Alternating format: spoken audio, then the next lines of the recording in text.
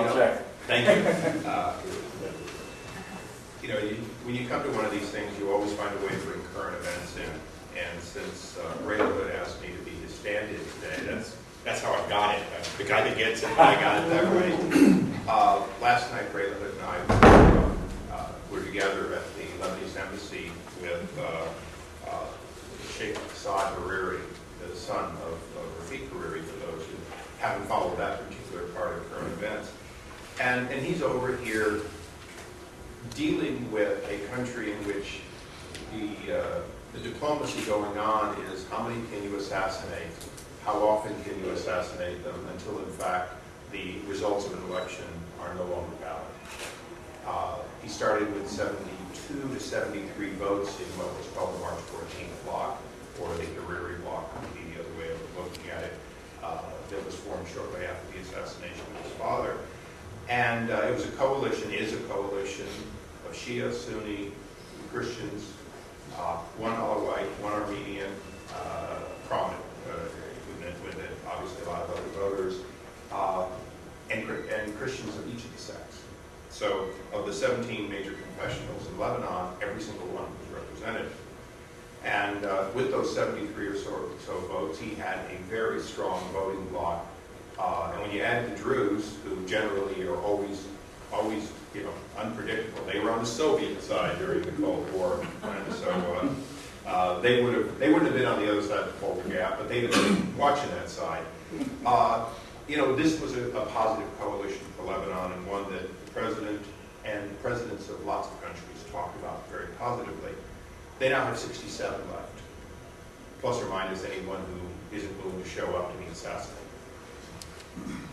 That's the world we live in today. And so my colleague did a good job of saying, let's talk, and I agree with that. But I also think that we have to view the world, we have to educate ourselves to view the world the way those on the ground view it.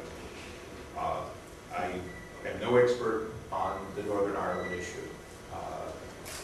But I've spent enough time asking, well, how did it come to an end, to know that these types of things always end the same way, which is we agree to agree on what we cannot agree on. And when it's as absurd as it is, that's really what's happened in Northern Ireland. Is what they could not agree on, they still could not agree on, but they agreed to agree, so they looked past those differences in order to reach peace. That's not compromise. But it is, in fact, a way to reach real peace in which realistically things are solved or worked on or moved toward in a way in which violence is off the table. And when we look at the Cold War, we can look at we just talked. We stood there, and I was with the Big Red One, so we sat at Fort Riley, Kansas, and once a year we'd go over and give you a little rest. And what used to be called Return of Forces Germany, and then we'd come back to Fort Riley and say, boy, we did good. We were ready. We were only ready for a couple of weeks. You had to be there for the whole year. The fact is that during the Cold War, 50,000 plus people died in Korea, 50,000 plus people, soldiers, I should say, not just people, died in Vietnam. Fidel Castro was given the ability to conduct operations to destabilize South America. It was not a bloodless war. It was not a war without surrogate killing. Since 1979, just using the rise of the fall of the Shah of Iran and the rise of a powerful nation able to fund activities that lead to people dying and governments being destabilized, we have had a similar situation. And I would say that if there was ever an example of recognizing a threat, standing up to huge resources and saying we don't want to fight, but we will spend all the resources so that the other side would not win if we fought, that would be the Cold War.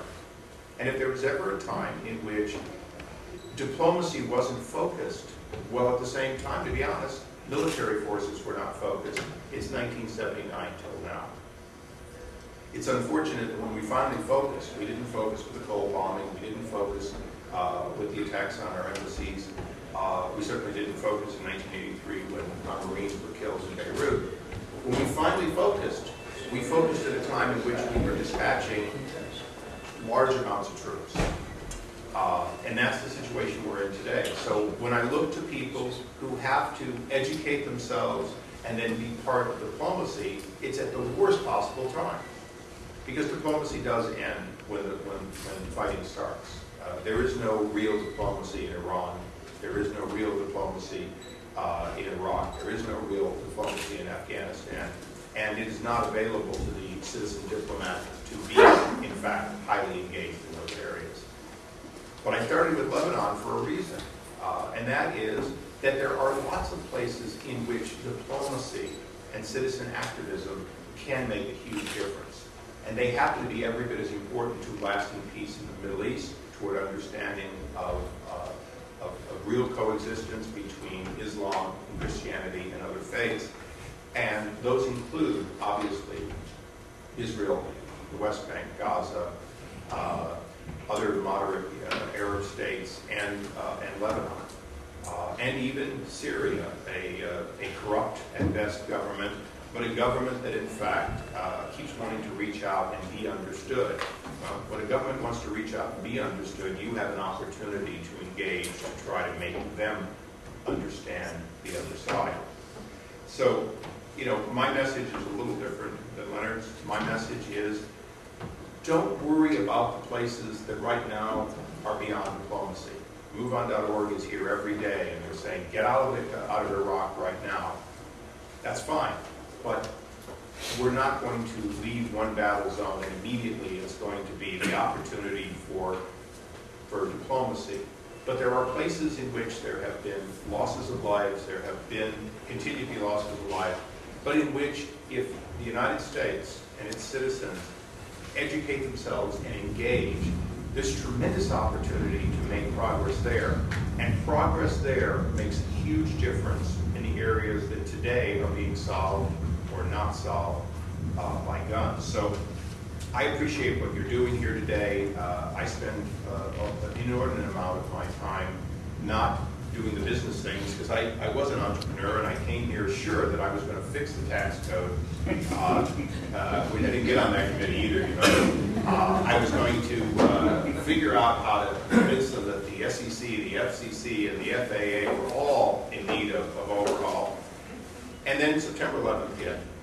And quite frankly, a nexus that I had to that region of the Middle East suddenly was worth using and trying to build.